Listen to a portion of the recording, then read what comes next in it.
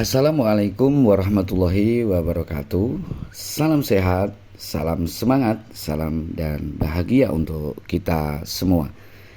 Jumpa kembali Bapak Ibu di channel saya, Hari Santoso dari SDN Pacar Kembang 1 Surabaya. Mohon izin berbagi Bapak Ibu, kali ini saya akan menyampaikan cara mengerjakan LK 3.1 best practice atau praktik baik. Bisa diperhatikan Bapak Ibu, LK 3.1 menyusun best practice di layar Bapak Ibu. Bagaimana cara mengerjakannya? Yuk kita ikuti penjelasan berikut ini. Yang pertama Bapak Ibu, silakan diisikan identitasnya, nama, kemudian nomor UKG, kelas atau mapel, dan unit kerjanya. Selanjutnya Bapak Ibu, yang kedua, Bapak Ibu bisa mencermati format LK 3.1 best practice ini. Di sebelah kiri ada beberapa poin-poin pertanyaan. Kemudian nanti di sebelah kanan Bapak Ibu bisa mengisikan. Yang pertama, lokasi Bapak Ibu, silakan diisikan unit kerja, apakah Bapak Ibu di sekolah dasar ataupun di SMP Bapak Ibu. Silakan dituliskan unit kerjanya masing-masing. Kemudian yang kedua, lingkup pendidikan Bapak Ibu. Lingkup pendidikan Bapak Ibu itu di sekolah dasar atau di sekolah menengah pertama misalkan. Kemudian ada informasi yang harus diisi juga tentang tujuan yang ingin dicapai Bapak Ibu. Untuk tujuan ini Bapak Ibu bisa ambilkan dari LK 1.1. Nah, disiapkan dulu Bapak Ibu LK 1.1-nya. Pada kolom masalah yang diidentifikasi Bapak Ibu. Di sini saya contohkan, saya blok sedikit ini, meningkatkan pemahaman peserta didik pada pembelajaran teori PJOK materi aktivitas latihan daya tahan jantung. Ini hanya sekedar contohan menyesuaikan terkait LK 1.1-nya Bapak Ibu. Selanjutnya ada informasi yang harus ditulis, yaitu penulisnya siapa. Tuliskan nama Bapak Ibu tentunya. Kemudian tanggal penulisannya bisa diisikan di kolom sebelah kanan. Nah, yang ketiga Bapak Ibu, kita akan masuk ke model STAR. Cara penulisan best practice menggunakan model STAR, di mana S-nya itu adalah situasi, kemudian T-nya adalah tantangan, dan A-nya adalah aksi, dan R-nya adalah refleksi. Mari kita mulai satu-satu Bapak Ibu. Yang pertama, tahap S yang pertama adalah situasi. Ada poin-poin yang harus dijawab Bapak Ibu yang terkait kondisi yang menjadi latar belakang masalah. Kemudian, mengapa praktik ini penting untuk dibagikan? Ada beberapa pertanyaan ini nanti Bapak Ibu silakan diisikan di kolom sebelah kanan. Apa yang menjadi peran dan tanggung jawab Bapak Ibu dalam praktik ini? Nah, Bapak Ibu, untuk tahap situasi, di dalamnya ada beberapa poin latar belakang. Bapak Ibu bisa mengambilkan dari LK 1.1 Mas Yan. Tapi pada kolom analisis identifikasi masalah, saya ambilkan copy paste. Latar belakang masalah dari praktik pembelajaran ini adalah, ini copy paste dari analisis identifikasi masalah. Penyampaian materi PJOK, aktivitas latihan daya tahan jantung kurang menarik misalkan, cenderung membosankan, peserta didik cenderung tidak memperhatikan guru saat menyampaikan materi misalkan. Nah, kita coba simpulkan dari kedua poin di atas, dapat diambil sebuah kesimpulan misalkan. Pertama, selama ini guru PJOK terlihat mengalami kesulitan dalam menyajikan materi teori PJOK dengan kreatif Bapak Ibu, menarik misalkan, menyenangkan, sehingga hal ini akan dapat berpengaruh terhadap pelaksanaan aktivitas kegiatan praktiknya nanti. Itu beberapa penjelas dari setelah kita mengambilkan analisis identifikasi masalah. Nah, kemudian yang kedua, kita kasih sebuah argumentasi bahwa pada saat proses pembelajaran materi teori PJOK, siswa kurang memfokuskan perhatiannya pada penyampaian materi. Hal ini dikarenakan misalkan materi PJOK disajikan kurang kreatif sehingga tidak menarik bagi anak-anak, tidak menyenangkan bagi siswa. Materi teori tidak dihubungkan dengan kontekstual dunia anak misalkan. yang mengakibatkan rendahnya penguasaan materi teori PJOK. Bapak Ibu bisa memberi penjelasan-penjelasan seperti itu. Kemudian praktik baik pembelajaran ini menurut saya penting karena ini tadi ditanyakan di sini, mengapa praktik ini penting untuk dibagikan? Kita coba bahas, kita coba kasih penjelasan jawaban karena pada kenyataannya di lapangan masih banyak rekan guru yang mengalami permasalahan yang sama dengan permasalahan yang dihadapi Bapak Ibu misalkan. Sehingga dengan praktik baik pembelajaran ini diharapkan selain memotivasi diri sendiri dalam meningkatkan kualitasnya pembelajaran, juga diharapkan dapat menginspirasi misalkan, dijadikan referensi misalkan bagi guru lain untuk meningkatkan kualitas pembelajaran PJOK-nya menjadi lebih kreatif, inovatif dan seterusnya. Berikutnya terkait dengan apa yang menjadi peran dan tanggung jawab. Misalkan saya sebagai guru yang melaksanakan tugas mendidik dan mengajar mempunyai tanggung jawab untuk menciptakan proses pembelajaran yang berpusat pada peserta didik dengan kreatif misalkan, inovatif, menarik dan menyenangkan, menggunakan metode, media, model yang tepat misalkan, sehingga tujuan pembelajaran dan hasil belajarnya dapat tercapai. Ini merupakan contoh-contoh cara mengisi di tahap yang pertama, yaitu situasi ini Bapak Ibu. Ada beberapa poin pertanyaan. Selanjutnya Bapak Ibu masuk di tahap yang kedua, metode STAR, T-nya adalah tantangan. Ada poin yang ditanyakan di situ Bapak Ibu. Yang pertama yang saya blok kuning, apa saja yang menjadi tantangan untuk mencapai tujuan tersebut. Kemudian berikutnya siapa saja yang terlibat. Nah Bapak Ibu masih bisa menggunakan LK 1.2 sekarang Bapak Ibu. Pada kolom analisis eksplorasi penyebab masalah. Bisa diberi penjelasan dari analisis hasil kajian literatur dan wawancara penyebab masalah serta tujuan pembelajaran yang ingin dicapai tadi yang di atas tadi, meningkatkan pemahaman peserta didik pada pembelajaran teori PJOK. Ini kita ambilkan dari analisis eksplorasi penyebab masalah yang di blok ini Bapak Ibu. Ini apa saja yang menjadi tantangan dari penyebab di atas? Beberapa tantangannya yang dihadapi guru adalah 1.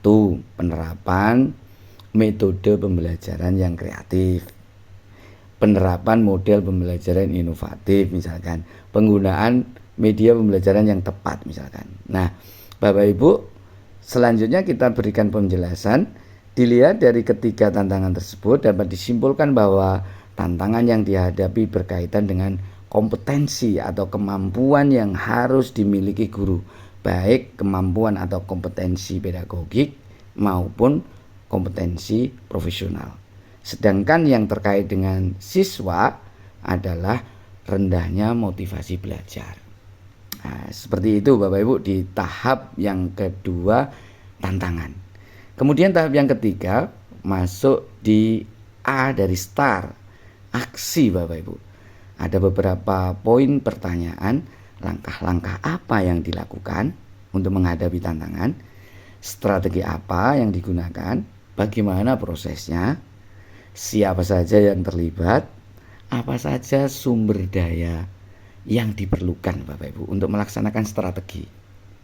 Nah ini sudah saya berikan contoh yang saya garis bawah ini Bapak Ibu.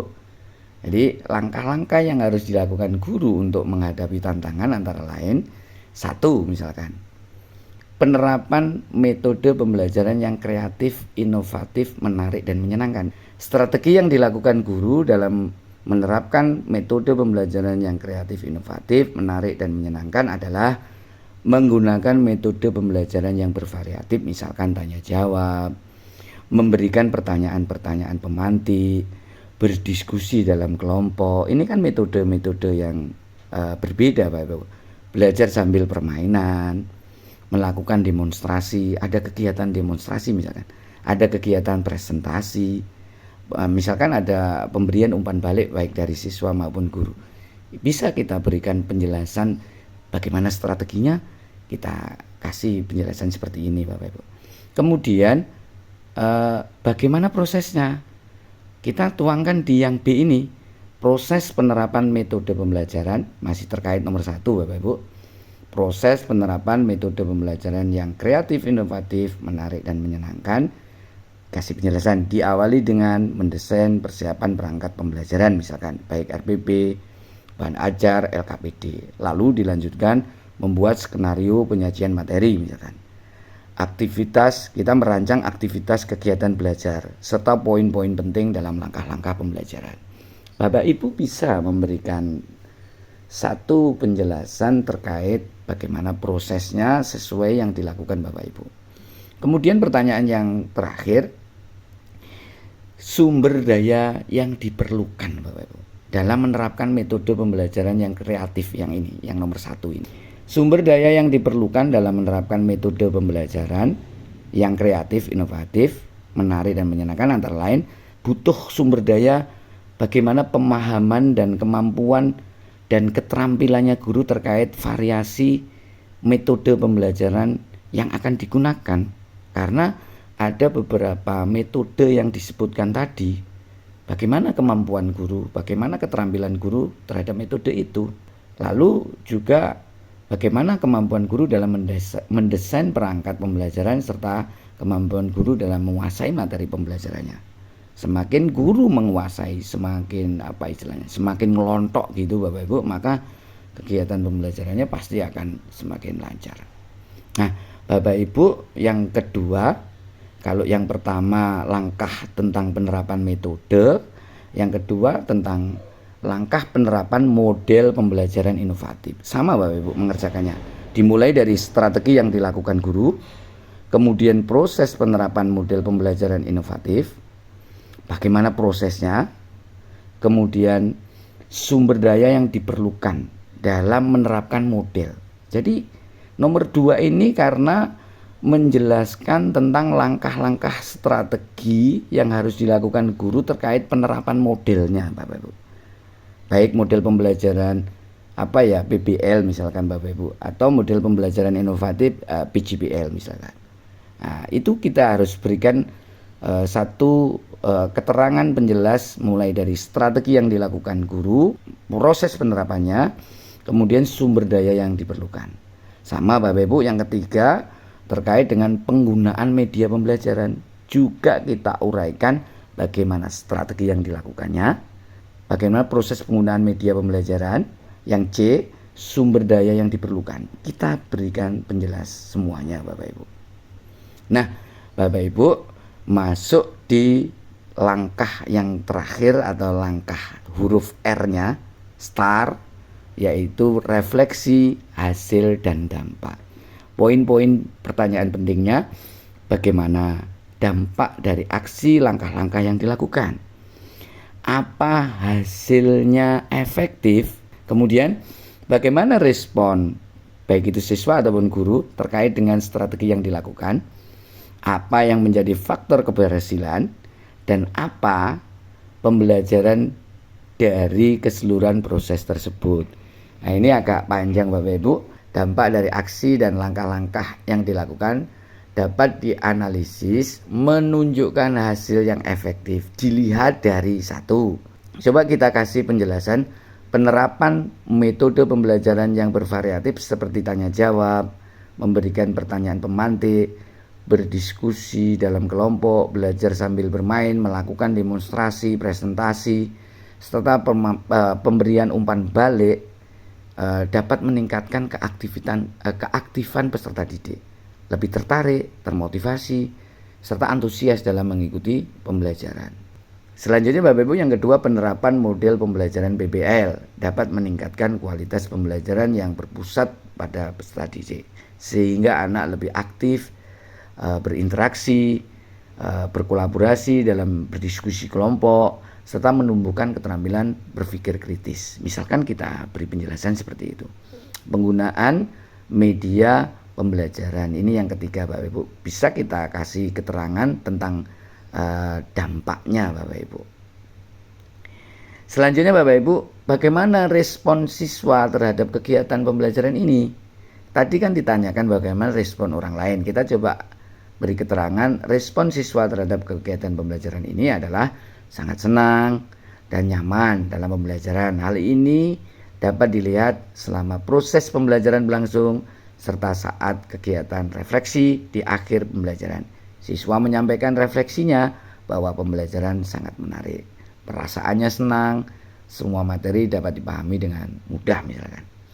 Terus berikutnya kita sampaikan tentang faktor keberhasilan.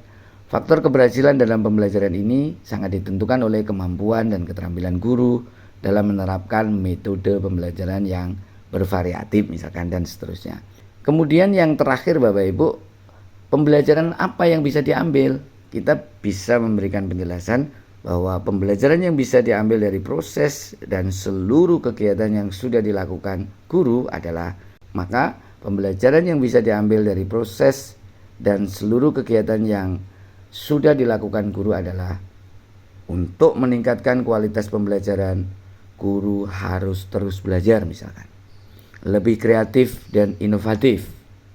Hal ini dapat dilakukan dengan menerapkan metode pembelajaran yang bervariatif, model pembelajaran PBL, serta penggunaan media pembelajaran yang tepat dan bervariatif.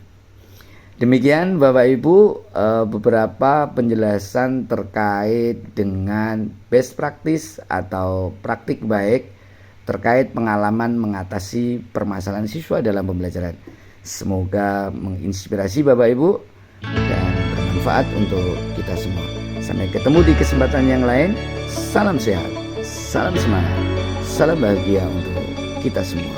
Wassalamualaikum warahmatullahi wabarakatuh.